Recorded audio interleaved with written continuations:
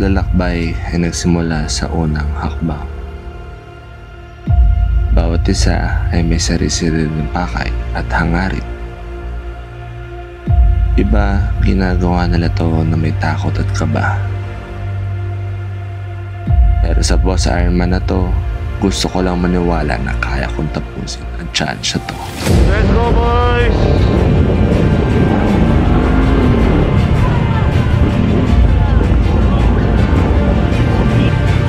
Slow down, slow down.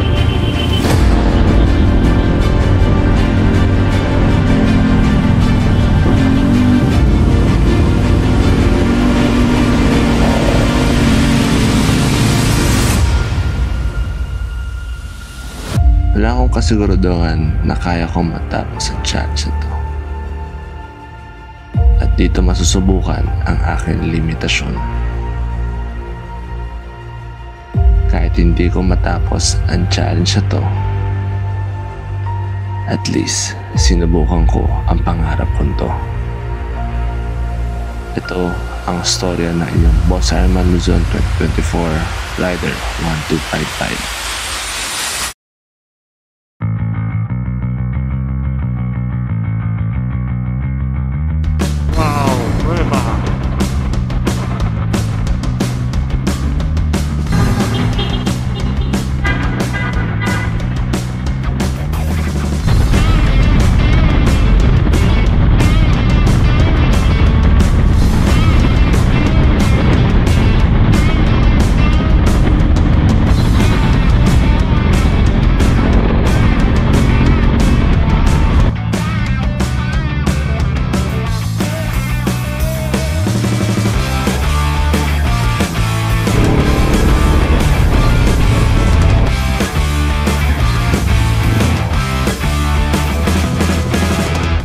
So ayun guys, nakato na tayo sa Vasco's Resort. Mainit. Inuna ko muna yung booking ko. Nagbago kasi bigla yung schedule eh. Tapos may magandang view ng Subic.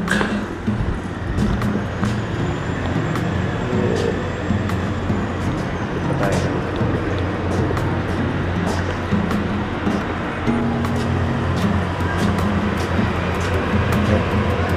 Tapos ito yung room. So natin room 5. Oh, lucky number. Oh, yeah. Ayan, asan tulog lang.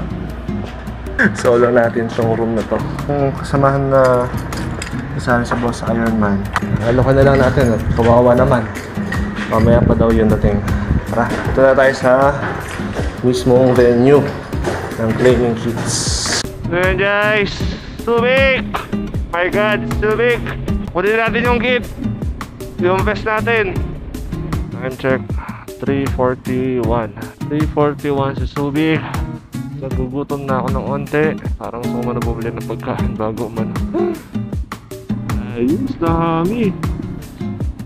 Dami. Oats. Dami.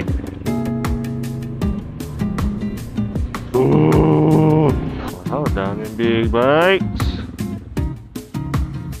So anyways, mag-clean na tayo ng kit. At ang dami dito mga tao na naka-big bike. Nakakatawa silang tingnan, mukha silang mga parang gegera.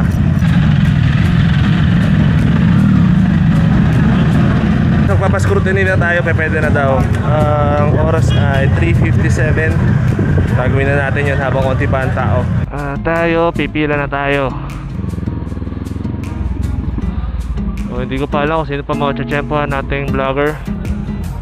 Picture mo! Ay, Sir Yogi pala. May kasama ho kayo? May kasama po kayo? Wala? Solo? Ay! Boss! No, dito pa tayo nakita. 1, 2, 3.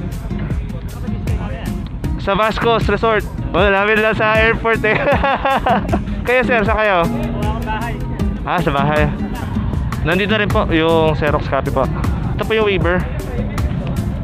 Buti pa pwede na mag-scrutinize no. Tapos diretso na ako sa airport po. Alas 6. Doon na iiwanan yung mga motor po no. Honda CB500X 29758.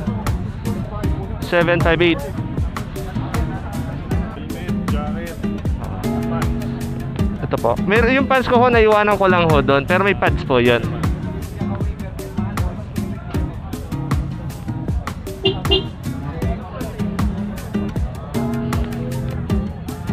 Gas. Yun lang. Ay, kung nga pala.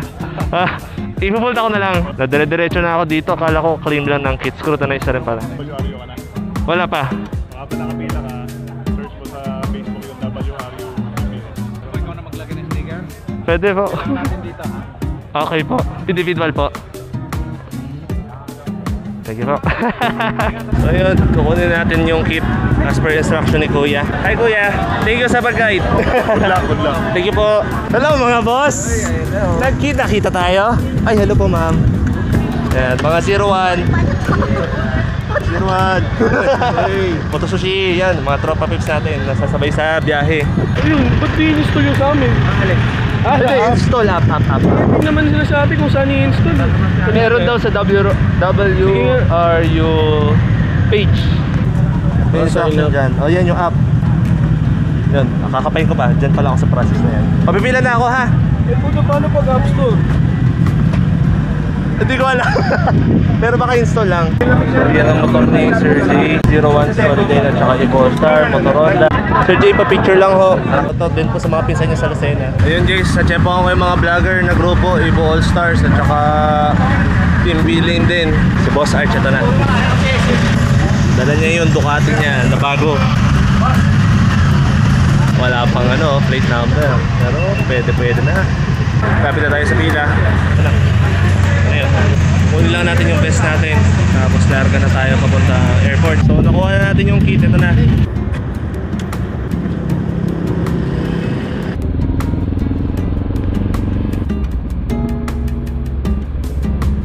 Iwanan na natin dito yung motor natin. So, good morning guys. Today is the day. This is it, Pansit. This is the day. Time check 6:43 AM. Natin, anong mangyayari mamaya. Pero for sure, tutulog muna pa tayo. Kasi mamaya pante ko. And guys, 4:33 na ng hapon. Papunta na tayo sa venue. Nag-i-start na yung program. Madami akong dalang gamit. Diretso na ako dun sa pagkabit na ito sa motor. Mukhang maganda ang panahon. Sama ko nga pala si Matt. Yan. Kami ay walk trip ng onte. Nakasakay na tayo ng taxi. Salamat kuya. Okay, nandito tayo sa venue. Bakit na tayo? Bakit na tayo? Isiha! Hi ma'am! Nandito po kayo. Hello. Representing Honda CX-700X. Yes, go. Saka nakaparada.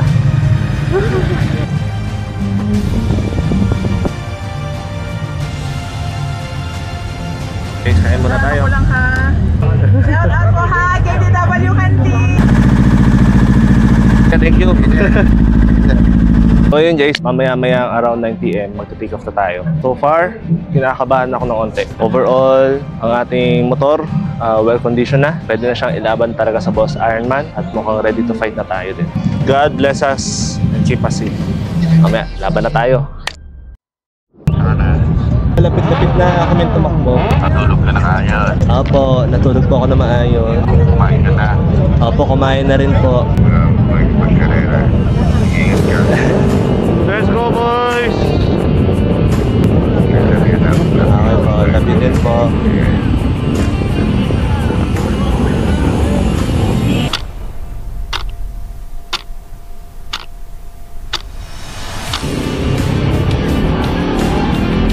Yeah boy! Adrenaline! Slow down. Hazard up. Woohoo! Ano na mga boys? Siya lang. Yeah! Ang sarap po nito. Gusto ko ito gawin ulit next year.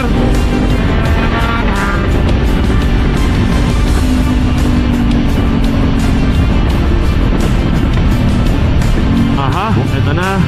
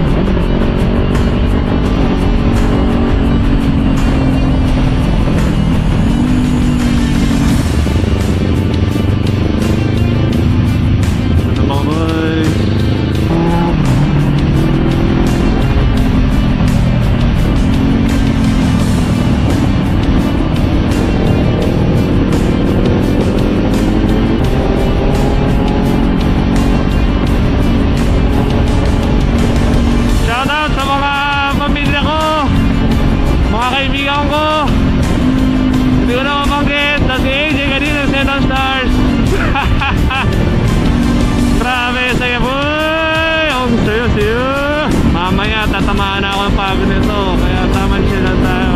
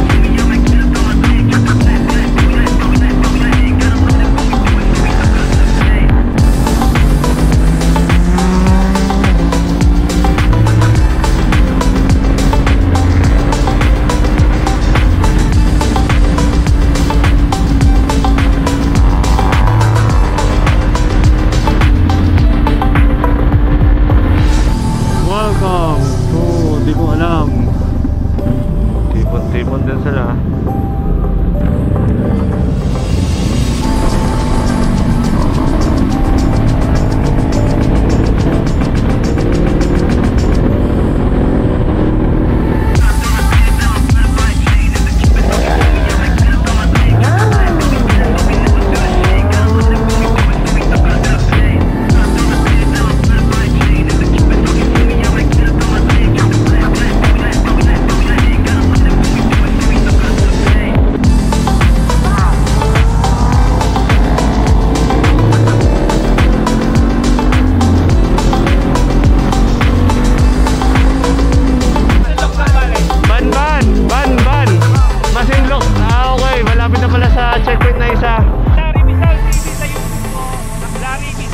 Larry Visal TV. Okay. Ingat ha. Sige. Okay. Thank you.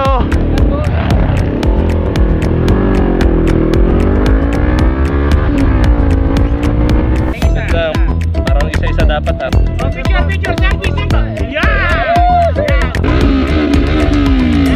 Okay, thank you po. Okay. Nasa Masinloc pa lang tayo. Grabe mag-entertain ng mga taga Masinloc. Thank you very much. Okay guys, dito tayo, checkpoint number 1.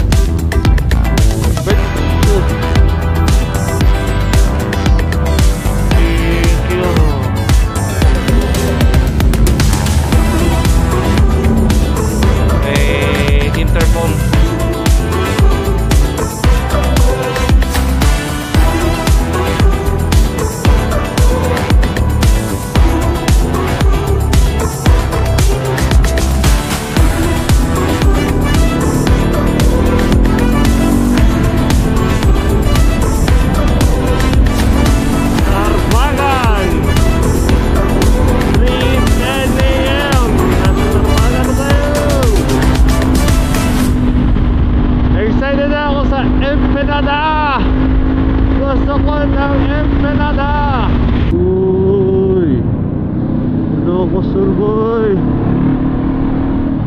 Nasa Bigan na tayo.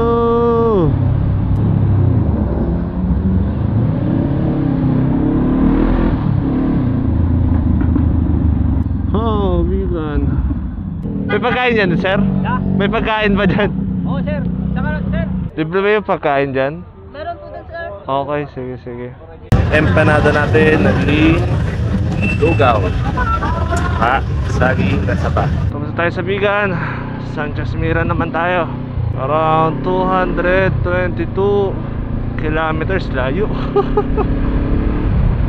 Sige. After ng checkpoint sa Bigan, unti-unti na ako nakakaramdam ng pagod sa biyahe. Kaya malimit na akong tumigil sa tabi, magpahinga at mag-unat-unat ng aking katawan. Ganda ng buwan, no? No guys! Ako! Bad news talaga! Tumatama ang ating antok! 5:35 AM na umaga. Ang masama na ito, sumasapod yung antok. May mga ilang sakit, ngalay at antok na akong nararamdaman. Kaya mas maganda na lang tumabi. Kahit ganun pa man, patuloy ko pa rin na-enjoy ang bawat tanawin na nakikita ko sa daan. Niisip ko rin na parang pinanganak ata talaga ako ng Boss Ironman dahil kahit papaano sa buhay ko, naging tahanan ko rin ng kalsada.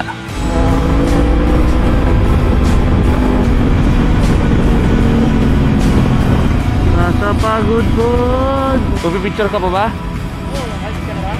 Hindi naman. Mag-aayos lang ako eh. Bumabalik ang sigla natin kapag may nakikita tayong magandang mga tanawin. Pero dumating din ang point na hindi ko na talaga kaya at tinulog ko na lang.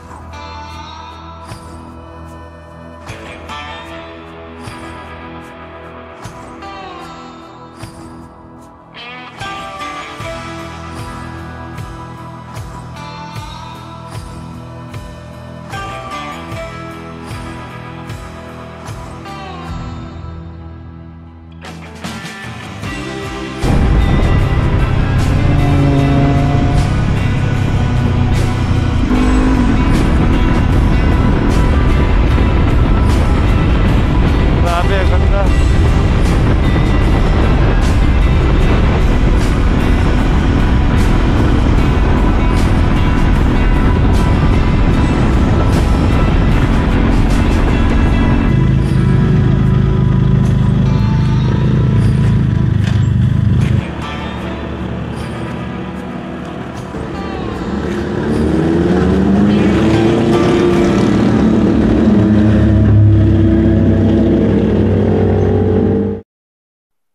Thank you po ha. Salamat po.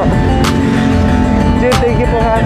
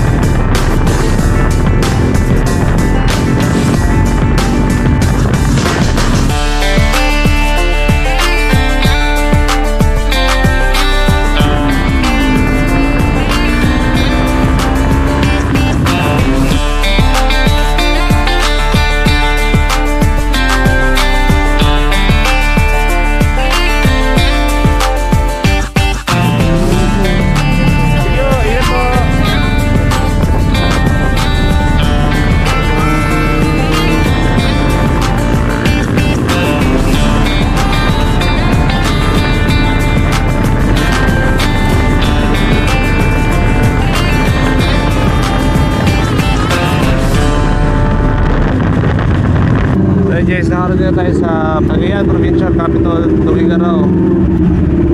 mainit. Time check, 10:54 na. Mag-sign muna tayo.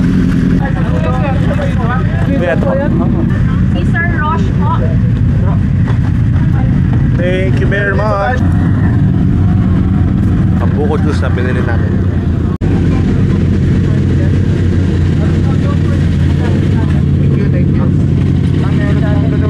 So prep muna tayo ulit guys kasi dyan nakakapagod ang mga pinagagawa natin kanina. Natanggal muna ako ng mga gears kasi ang init masyado. So ayun guys, tayo ay lalayas na at tapos na magpahinga. At ang oras natin ay 11:25 at kailangan na natin magpagas. Ngayon, ayon sa mapa, tayo ay mag-o-aurora na ata. Yeah. Saan sir? Kaliwa? Thank you. Saan po ito pumunta ho? Dito. Ah, dito sa baba po. Pa-Aurora dito? Ay, Isabela. Thank you po.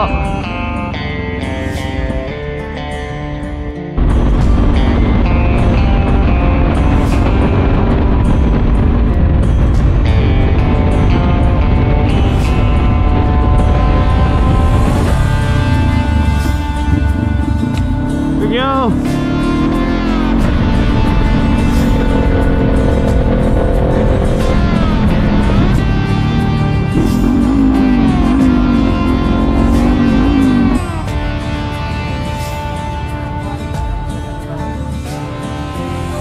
Wala ko isa. So may tatlo pa tayong checkpoint. Takas muna tayo at alam ko malayo yung kasunod. Yeah. Thank you. Mauna na po ako. Sige po, ingat po. Dito dyan po.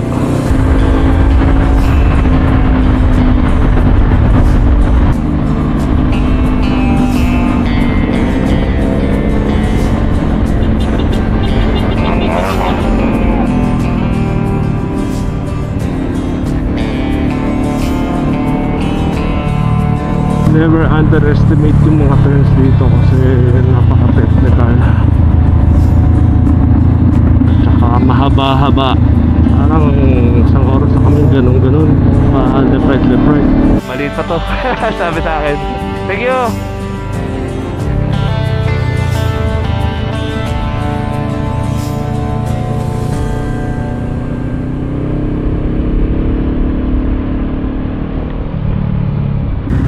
Dito tayo sa 7 checkpoint.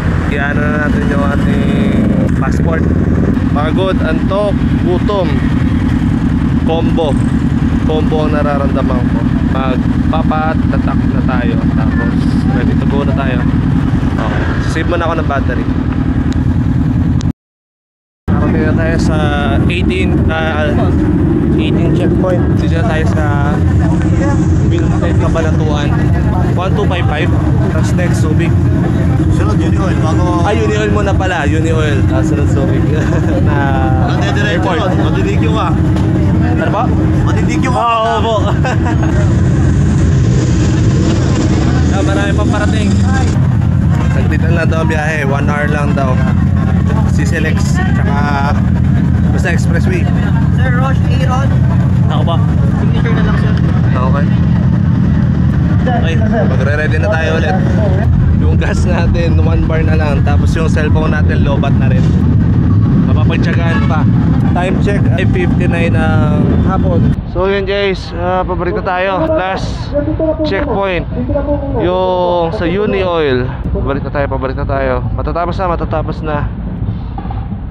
na ang ating kalbaryo, ang ating challenge. Thank you sir, thank you. Nang malapit ko na matapos ang challenge na to, may mailang katanungan ang pumapasok sa isip ko. Worth it ba ang pagsali sa endurance na to? Opo, para sa akin, dahil hindi ako nagsisi na sumubok sa challenge na to. Magastos man at nakakapagod ito, pero hindi pa rin matutumbasan ang saya na naranasan ko. Simula pa lang sa paghahanda hanggang matapos ko ang challenge na to, nakita ko ang mga taong handang sumuporta para abutin ang pangarap ko. Sali ka ba sa ganitong challenge? Hindi ko masabi. Pero sisiguraduhin ko na dadalhin ko pa kayo sa malupitang adventures na abot kaya ko.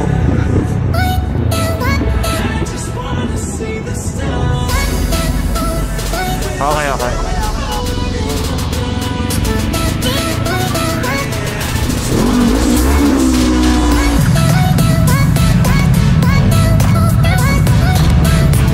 This is your boss Ironman Luzon finisher, Rider 1255, aka Rosh G, signing off.